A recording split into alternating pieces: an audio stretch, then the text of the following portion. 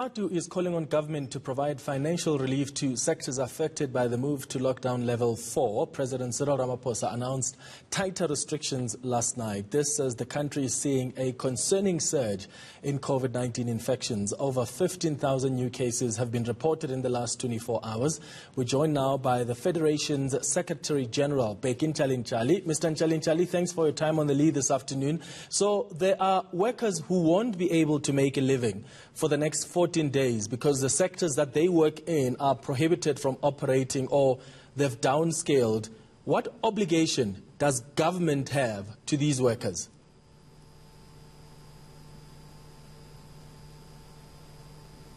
Mr. Ntshalintshali, I think you're muted there.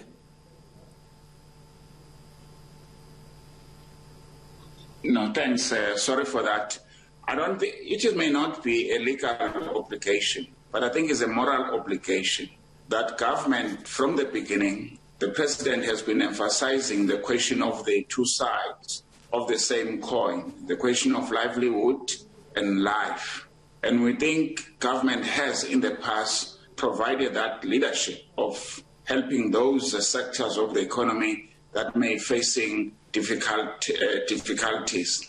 So we're expecting the president to find some money anyway to ensure that those sectors do not collapse and that those workers are assisted one way or another. Yeah, well, government says they don't have money, Mr. Ntshalintshali. The minister in the presidency, Kumbuzo Nchaveni, told me this morning on 702 that there's simply no money. Where do you think they can get the money? I think the minister is not only provocative in terms of what she said earlier today. She's not neither childish. I think she's just insensitive in the manner in which she responded to this question. She's not the Minister of Finance in the first place. Secondly, she's not the president. The president has made those commitments, and whenever disaster fell on us, it is the responsibility of the president to bring the treasury and all responsible to see where to. Government has never had plenty of money, but whenever there's a disaster, and we've seen it in the past, there was no budget set it for this COVID-19. There was no budget set it up for this dose injecting to our people. But when there's a way, there will always be a way. Yeah. And I think the minister is just out of order. Yeah, so there's an argument that as unions, you must also come to the party and stop demanding increases so that money is prioritized for relief for workers. Can't you make that sacrifice as Cosatu? I think the minister is childish to the extreme. On one hand, these workers whom she referred to has been praised by government that they've made the worst sacrifice that any human being could do.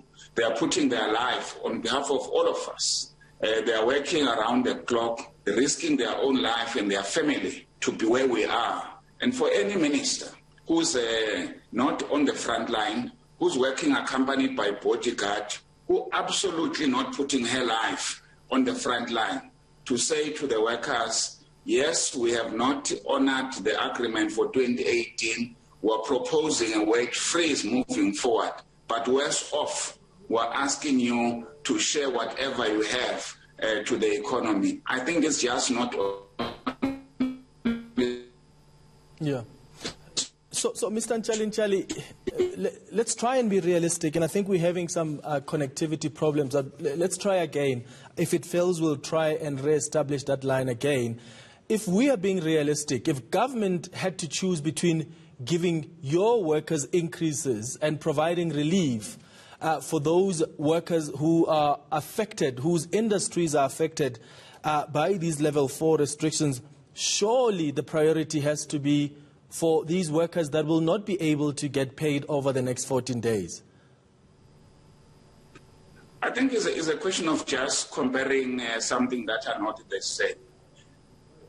This government has wasted a lot of money in corruption. Under their nose, money has been wasted. they need to recover those money, and they need to pay those deserving employees whatever increase is due to them. So we can't compare them and to say, you are suffering already, you are putting your life in danger, but worse off, we're asking you, you as a public servant, you that you are putting your life on the line to make money available for other workers in other sectors. I think it's just not comparable. You can't compare the two. Government has to look for money somewhere. They can do many other issues. In fact, they can look to tax rebate to these sectors that are being affected and says, we want to give away some of the tax that you have to pay so that at least you can go through these processes. Government has not done that from where we are. We have not had government saying we're offering this to these companies. And I think that it has been taken yesterday.